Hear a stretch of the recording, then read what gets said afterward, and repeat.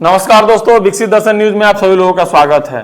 दोस्तों आज हम बात करेंगे संसद के बजट सत्र के दूसरे चरण की, जहां लोकसभा में आज काफी हंगामा देखने को मिला है। विपक्ष और सरकार के बीच तीखी बहस हुई है, नारेबाजी हुई है और आखिरकार लोकसभा की कार्रवाई बार बार स्थगित करनी पड़ी है। आज के वीडियो में हम आपको बताएंगे कि आज लोकसभा में क्या क्या हुआ है, किस मुद्दे पर हुआ है बड़ा हंगामा, स्पीकर के खिलाफ प्रस्ताव क्यों लाया गया और सरकार तथा विपक्ष ने क्या क्या कहा है। तो चलिए शुरू करते हैं आज की संसद की पूरी रिपोर्ट एकदम विस्तार से। तो दोस्तों वीडियो में लास्ट तक जरूर तक बने रहे आप लोग। सबसे पहले आपको बता दें कि संसद के बजट सत्र का दूसरा चरण जो 9 मार्च से शुरू हुआ है, जो 2 अप्रैल तक चलेगा। इस सत्र में कई अहम बिल और राजनीतिक मुद्दे जो है उस पर चर्चा होने वाली है। लेकिन सत्र के पहले ही दिन लोकसभा में जबरदस्त हंगामा देखने को मिला है। दोस्तों लगातार टकराव हुआ है सरकार और विपक्ष को बीच में।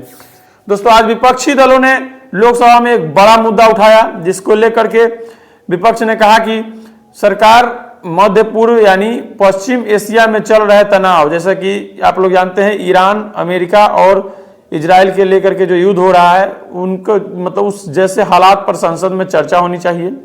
Congress, TMC, DMK, Samajwadi party समेत कई दलों ने संसद में इस मांग को लेकर के सदन में बीचों बीच आ गए और नारेबाजी करने लगे।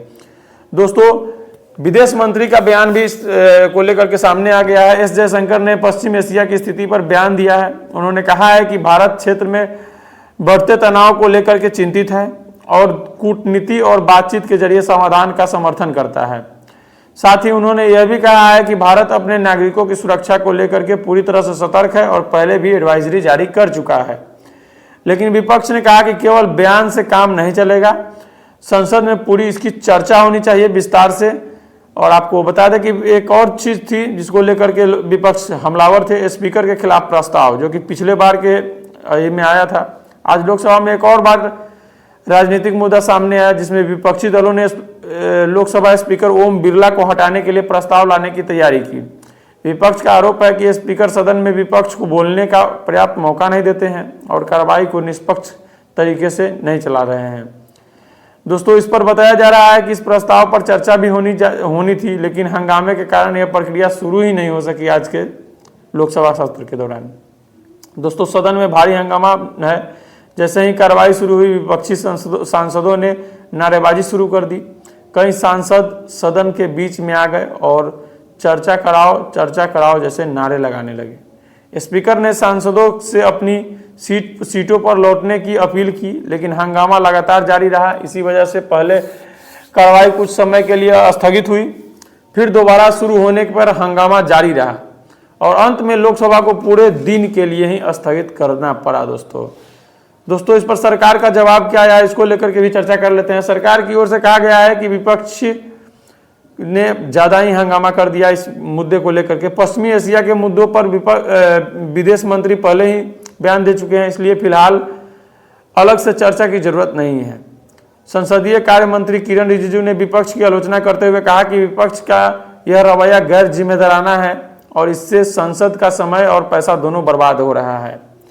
दोस्तों आगे क्या होगा, अब इस पर बात करते हैं। दोस्तों अब माना जा रहा है कि लोकसभा स्पीकर के खिलाफ प्रस्ताव पर चर्चा अगले दिनों में हो सकती है। सरकार ने अपने सांसदों को 9 से 11 मार्च तक सदन में मौजूद रहने के लिए 3 लाइन का व्हिप भी जारी किया है, जिसमें साफ कहा है कि आने वाले दिनों में संसद में काफी गर्माहट होने वाला है। तो इसको देखते हुए सारे लोग मिलकर रहे। राजनीतिक जानकारों का कहना है कि इस मुद्दे में से संसद में सरकार और विपक्ष के बीच टकराव और बढ़ सकता है। एक तरफ विपक्ष के सांसद ने अधिक चर्चा चाहता है, वहीं सरकार चाहती है कि तय एजेंडे के अनुसार काम आगे बढ़े। इसलिए आने वाले दिनों में संसद का माहौल और भी गर्म रहने की संभावना है, यानी गर्म होने वाली है।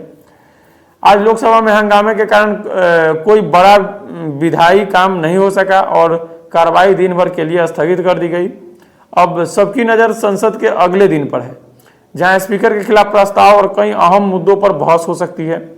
अगर आपको यह जानकारी अच्छी लगी हो दोस्तों, तो वीडियो को लाइक करें, चैनल को सब्सक्राइब करें और शेयर जरूर करें। इस वीडियो में इतना ही। मिलते हैं फिर किसी नेक्स्ट टॉपिक के साथ नए वीडियो में। तब तक के लिए जय हिंद, धन्यवाद।